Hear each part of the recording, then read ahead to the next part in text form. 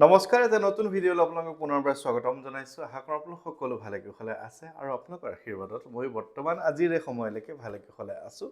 আজিৰ ভিডিঅ'টো কিছু ব্যতিক্ৰম, আজিৰ ভিডিঅ'টো কিছু বেলেগ, কাৰণ আজি মই কোনো ধৰণৰ হনুমান চালিচাৰ ওপৰত কথা নকওঁ, বজৰংগ বাণৰ ওপৰত কথা নকওঁ, কোনো ধৰণৰ আধ্যাত্মিকতাৰ বিষয়ত কোনো ধৰণৰ এই ভিডিঅ'টো প্ৰস্তুত কৰা নাই। আজিৰ ভিডিঅ'টো হৈছে নিৰ্বাচনক লৈ। অহাকালিলৈ আমাৰ প্ৰতিজন লোকৰ অসমৰ প্ৰতিজন লোকৰ এটা গৌৰৱৰ দিন, কাৰণ আমি নিৰ্মাণ কৰা, আমি টিপা বুটামটোৰ দ্বাৰাই এখন ৰাষ্ট্ৰ নিৰ্মাণ হ'ব। আমি টিপা বুটামটোৰ দ্বাৰাই আমি ভৱিষ্যত আগন্তুক 5 বছৰ কেনেধৰণে আমি জীৱন নিৰ্বাহ কৰিম, আমি কেনেধৰণে আমি কি সুবিধা পাম, আমাৰ দেশখন কেনেধৰণে আগবাঢ়িব। দেশ বুলি কওঁতে অসমক বুজোৱা হৈছে, গতিকে তেনেধৰণে কথাখিনি বুজি ল'ব। গতিকে আমাৰ দ্বাৰাই এখন সুন্দৰ অসম গঠন হ'ব। গতিকে প্ৰতিজন নাগৰিকৰ, আপোনাৰ মোৰ সকলোৰে দায়িত্ব, আমি এজন সৎ শুদ্ধ নিকা এজন মানুহক আমি আমাৰ জনপ্ৰতিনিধি হিচাপে, আমাৰ সমষ্টিটোৰ জনপ্ৰতিনিধি হিচাপে আগবঢ়াই দিব লাগে, যাতে আমাৰ সমষ্টিটোত, মোৰ গাঁওখনত হৈ থকা সমস্যাটোৰ কথা গৈ উত্থাপন কৰিব পাৰে। আৰু আমি প্ৰায়ে দেখিবলৈ পাওঁ যে বহু কেইজন বিধায়কে কোনো ধৰণৰ কাম নকৰে, কোনো ধৰণৰ নিজৰ সমস্যাৰ কথা, অঞ্চলটোৰ সমস্যাৰ কথা, সমষ্টিটোৰ সমস্যাটোৰ কথা কেতিয়াও আমি আমাৰ বিধানসভাত উত্থাপন কৰা আমি দেখাই নাপাওঁ। ইয়াতে মোৰ বুলি কৈছোঁ, মোৰ তেজপুৰৰ কথা কোৱা নাই, গোটেই অসমৰ প্ৰতিজন সমষ্টিৰ বিধায়কৰ কথা, যিসকলে অকমান্য হিচাপে কাম কৰে, কাম নকৰে, তেওঁলোকৰ কথাই কৈছোঁ। গতিকে বিধানসভা আমি নিৰ্বাচন কৰা লোকজন শুবৰ কাৰণে আমি তালৈ দিয়া নাই, যে বিধানসভাত গৈ কোনোবা এজন লোকে খুব ধুনীয়া বক্তব্য দাঙি ধৰিছে, নিজৰ কথাখিনি দাঙি ধৰিছে, সেইখিনি শুনাৰ পৰিৱৰ্তে তেওঁ টোপনি মাৰিছে। গতিকে এই ধৰণৰ জনপ্ৰতিনিধি নিৰ্বাচন কৰিম নে নকৰিম, সেই কথাটো আপোনাৰ সম্পূৰ্ণ নিজৰ ওপৰত নিৰ্ভৰ কৰিব।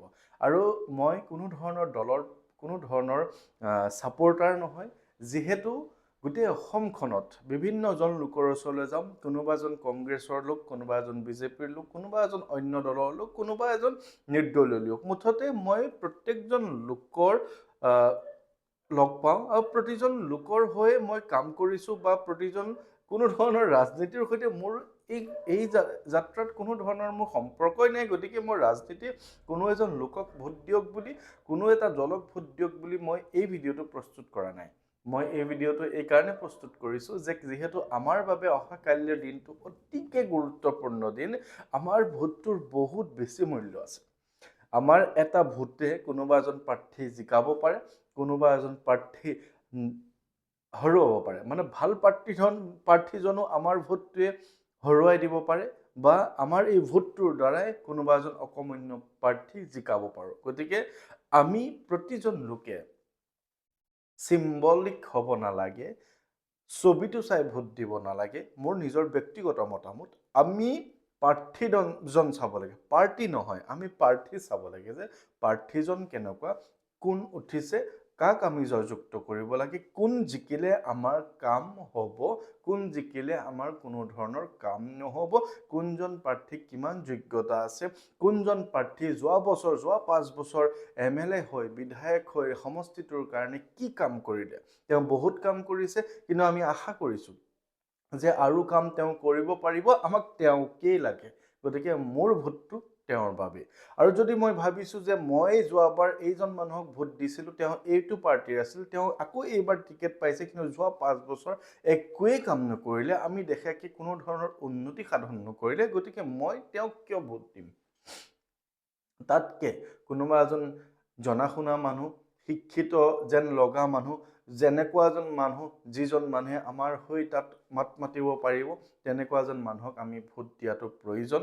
এটা কথা মনত ৰাখিব, যদিও মই কোনো ধৰণৰ দলৰ ছাপোৰ্টত এই ভিডিঅ'টো বনোৱা নাই, এটা কথা মনত ৰাখিব, আমাৰ নিজৰ ধৰ্মটোও কিন্তু লাগিব। কোনে আমাৰ নিজৰ ধৰ্মটো, ইমান পুৰণি হিন্দু সনাতন ধৰ্মটো বজাই ৰাখিব। ইয়াতে কোনো ধৰণৰ পাৰ্টিৰ কথা নাই, প্ৰত্যেকজন মানুহে যদি ভাবে নিজৰ কৰ্মৰ ওপৰত ধৰ্মটোও নিৰ্ভৰ কৰিব, গতিকে তেনেধৰণৰ মানুহকো আপুনি ভোট দিয়ক। মুঠতে মই এই কথাটোৱে ক'ব বিচাৰিছোঁ যে আপুনি আকৌ কৈছোঁ যে পাৰ্টি নহয়, প্ৰাৰ্থীজন চাওক, উপযুক্ত কোনজনে আপোনাৰ কাম কৰিব, কোনজন শিক্ষিত, কোনজন প্ৰেক্টিকেল মানুহ যে সমাজত তেওঁ বৰঙণি আছে, তেওঁ কাম কৰিব পাৰিব, তেখেতকে ভোটটো দিয়ক। কোনো ধৰণৰ অমুককে দিয়ক বা অমুকজনক নিদিব এনেধৰণৰ কথাটো নাই।